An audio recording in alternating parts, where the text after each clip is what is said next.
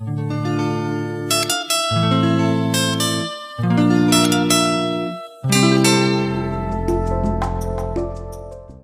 this is T West, and welcome to AfrySynergy. Breaking news, October 12th, 2011, Libya. I will first begin with a very good piece by Glenn Ford of the Black Agenda Report entitled Black Libyans Make Their Stand in Sirte and Bani Walid. I will then cover the most recent events of Libya.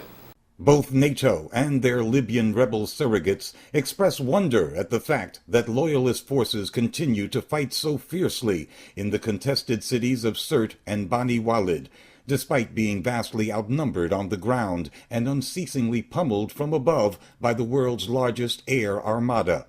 But one look at a picture of Gaddafi loyalist prisoners captured at a hospital in Sirte tells the story. They are all black. The assault on Libya has largely devolved into a race war, and the black soldiers are fighting for survival against the world's biggest lynch mob, armed to the teeth by the United States and Europe. Where are the people of Tawergha, the mostly black Libyan city that was wiped from the face of the earth by rebels? Many of those who were not killed or captured have clearly made their way to Sirte and Bani Walid, to make a last stand against the racist killers that Westerners like Amy Goodman of Democracy Now! Call revolutionaries. The rebels are brazen, absolutely without shame, in their determination to cleanse Libya of its black population. They are like Arab knights of the Ku Klux Klan, backed by a European and American Air Force, a racist militia whose fighters have vowed to purge black skin and to scrawl the Arabic equivalent of nigger on the homes of their vanquished black countrymen. Their rationalizations for ethnic cleansing and summary executions of black prisoners are quite familiar to the American ear, identical to our own practitioners of white terror. The Tawergans raped women, the rebels claim, even as international observers report that it is the rebels and the riffraff that surrounds them who have systematically raped captured black girls and women. The Tawergans, say the rebels, tried to slaughter all the Miseratans, and this is something they have to answer for. Of course, the town of Tawergha, with only 30,000 mostly black Libyan citizens, could not possibly have terrorized Misurata, the third biggest city in the country, 25 miles away. But racists always claim to be the victims of crimes in which they themselves specialize. So the Tawergans, standing in for all blacks, are labeled rapists to justify the racist rampages of the Misurata Brigade. According to a report by none other than the Voice of America, 1/3 of all prisoners of the rebels are black, and they appear to be the lucky ones.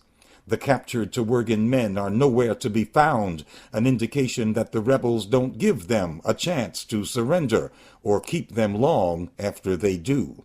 Wounded blacks that have made their way to hospitals are snatched from their beds to an unknown fate. NATO says it will keep bombing until the last resistance to their Libyan rebel surrogates is crushed. That appears to mean until the last free black men in Libya are captured or killed, their families caged at the mercy of racist brutes and sexual marauders. Black civilians are clearly not the kind of people that the European Americans had in mind when they claimed to be on a mission to protect civilians. No wonder, then, that the defenders of Sirte and Bani Walid fight like lions against all odds. They are heroes, but they also have no choice.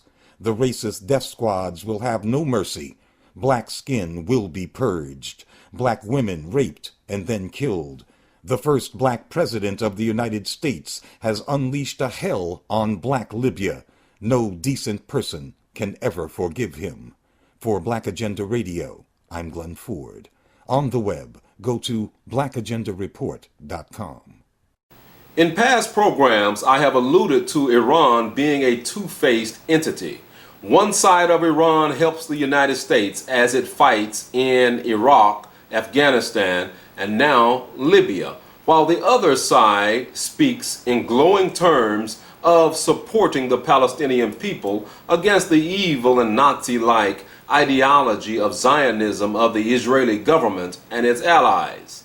Historically, in 723 BC, Iran, as a part of the Assyrian Empire, was the first to establish the blueprint of remaking the, quote, Jew, close quote, into its own image. This occurred when the Assyrian Empire conquered and removed the people of the northern kingdom of Israel, enslaving many of them in Assyria.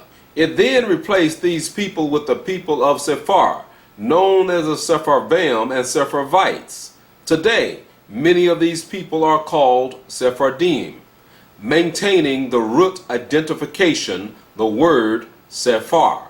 In standard academia sources, it is said that the Sephardim they originated from Spain. However, those sources do not expound upon where these people came from before the connection with Spain, a European country. The European nations and their branch, the United States, through the bankers inspired and funded World War II, copied this Assyrian blueprint and remade the, quote, Jew, close quote, in their image and established those who desecrate in what many refer to as the, quote, Holy Land, close quote, while removing many and attempting to remove all of the Palestinians from the land. The Palestinians, a people American FBI Director J. Edgar Hoover once referred to as the, quote, cousins, close quote, of the so-called Negroes, while indicating the so-called Negroes must never connect those dots. Even today, there remain some of the original black Palestinians in the land. It is a certainty that Europeans or white people in general know more about who the so-called Negro is than most of the so-called Negroes. Sirte continues to be mostly under the control of the Libyan military and Libyan warriors, which includes Libyan volunteers. As you have been shown in the past, the NATO National Transitional Council has provided you with their images of a small area in Sirte where they were able to penetrate, pull down the Libyan flag, stomp and drive upon that flag, while some of the others shot into the air and others kneeled in prayer unto Almighty NATO.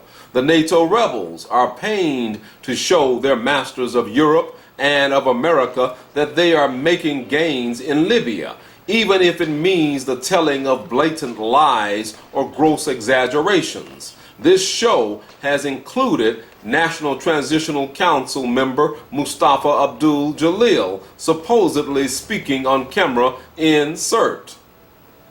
The latest claim by the NATO National Transitional Council is that they have Mu'tasim Gaddafi, one of the sons of Muammar Gaddafi, in custody, and that they had apprehended him as he was fleeing Sirte with his family, and that they have taken him to Benghazi.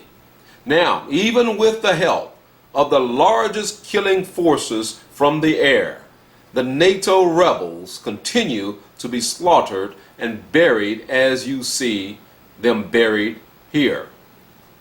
This is T. West with AfrySynergy.